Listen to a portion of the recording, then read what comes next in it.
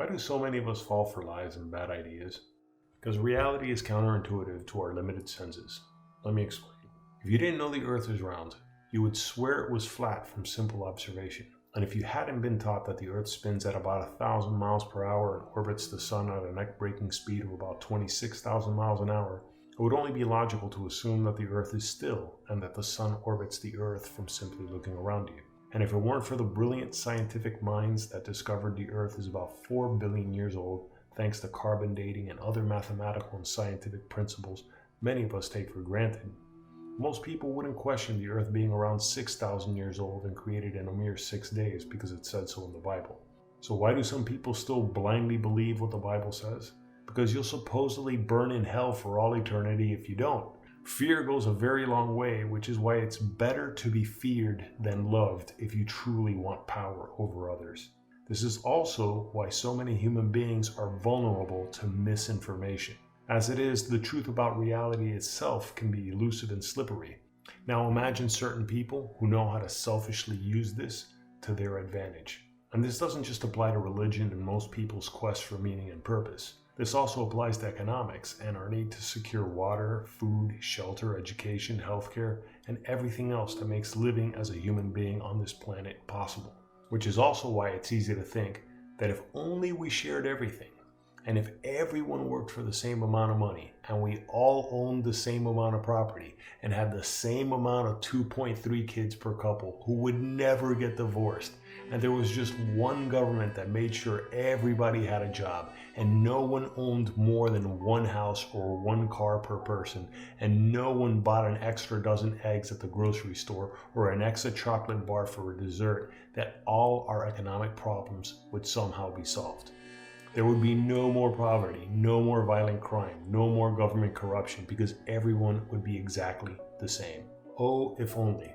And that utopia could be yours too if you just followed certain Marxist dictators that will make sure you get everything you deserve if you put them in absolute control, even though they swear they don't want the control.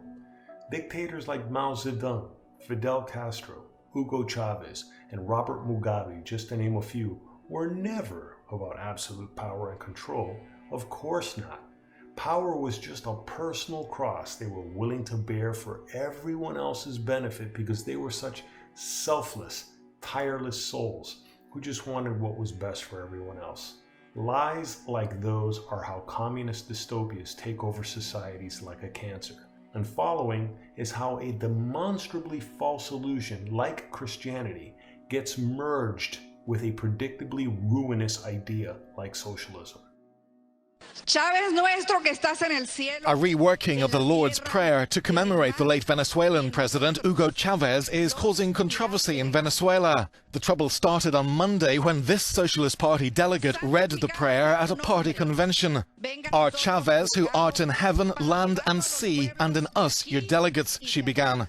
The Archbishop of Caracas has denounced her ode to the late president as profanity. El Padre Nuestro es una oración que proviene de los mismos labios. The Lord's Prayer comes from the lips of Jesus Christ, and we must therefore ensure that it remains so. Any other use is profanity. And if people say that Chavez was God, well, that would be idolatry, he said.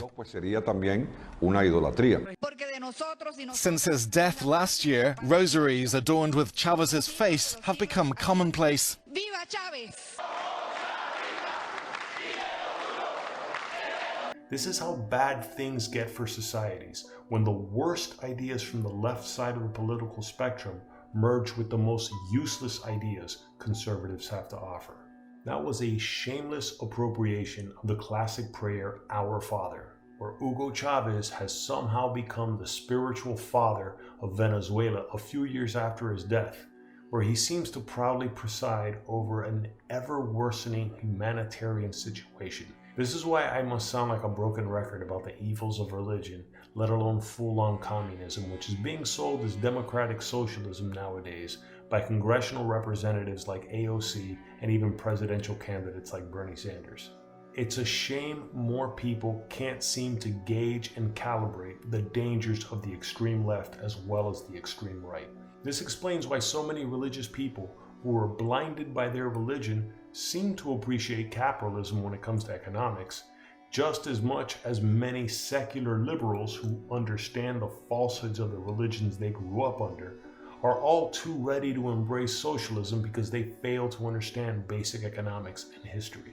I think this either-or polarity with religious capitalists versus secular socialists might be a neurological malfunction that blinds people who are, for example, liberal and idealistic. They can't seem to become conservative and pragmatic, and vice versa. Which is why it's not surprising we have to go through these growing pains, given that even though we weren't all created equally, the one thing we all do have in common is we're born knowing nothing, and we die not knowing everything there is to know. The best we can hope for is to filter out the falsehoods and bullshit in between, especially the ones that aren't that easy to spot when political and religious leaders keep playing their cards intensely guarded as they cheat their way through this ultimate poker game called life, while billions of people who don't seem to understand how the game is played unwittingly give away their cards every time. It's not for nothing why religion and politics are not considered polite topics of conversation, and why we keep stumbling through these demonstrably, predictably avoidable problems we could have solved a long time ago. Thanks for watching.